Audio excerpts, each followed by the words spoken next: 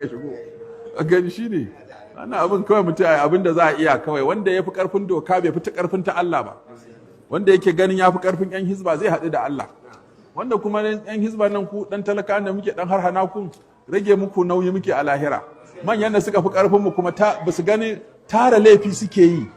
ai a hana ka laifi ma taimakon ka akai wanda yake ga ya fi karfin hizba shi yana takama ba wanda ya sai taba shi ai tara laifi yake wanda zai je haɗu da Allah kuma bai san abin da zai faru ba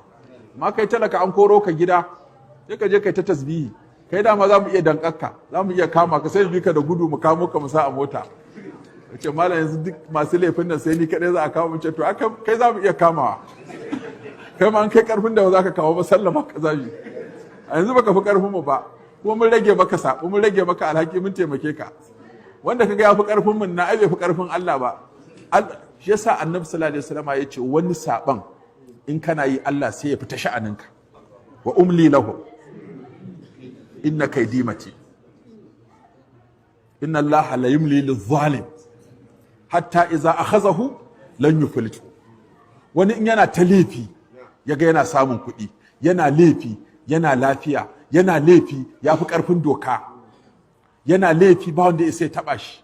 sai ya ɗauka ya sha sai ya je gaban mai abin inda ba lauya ba kotun ɗaukaka ƙara ba ƙarya sai ya gane na ma an hana shi wasu abubuwan anan an rage masa hanya ya yi laifin da yawa ya tara shi da yawa ko bai tuba ba aka kama shi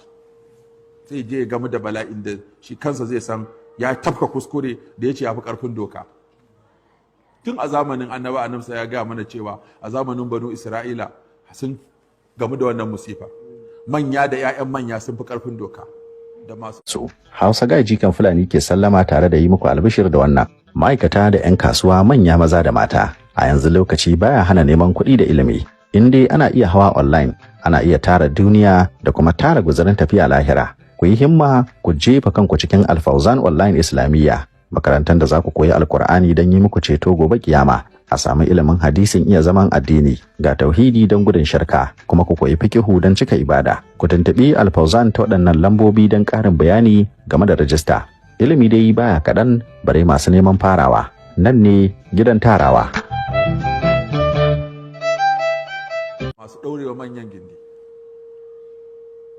wanda ka kama shi kafin dare an maka waya ta fi 50 in ka kai shi kotu alƙalin an masa waya ta fi 50 sai a sa na gaba da shi ya kira shi kai wannan shari'a muna da ra'ayi a ciki ba to in ka kama kashewa za kai ai wani za ka miƙa in ka miƙa kai ka gama aikinka in ka miƙa aka sake shi fa shi ne in ka kama mutum ai ba ka da iko ka daki mutum ko ka mare shi sai dai ka kama shi in ka kama shi ka miƙa wa na gaban ya miƙa na gaba ya miƙa na gaba to in aka tare gaban kai ka miƙa ka fita to kuma ya ce tafi sai da yana yana ma gwalo ya za ka yi da za ka abin sai a sa a yi haƙuri kawai da abin da ya samu kuma hakan ma alhamdulillah yanzu wasu sai guduwa suke ta yi suna cewa mun isa mu zo guri kaza can babu ire-iren mu ma munan din da muke rena da abin da muka samu wani ya gudu ya ce mun isa mu taho guri kaza nan babu irin mu can za a sheke aya ai abin da aka ga dama ba ma za a ga motar hizban ta wuce ba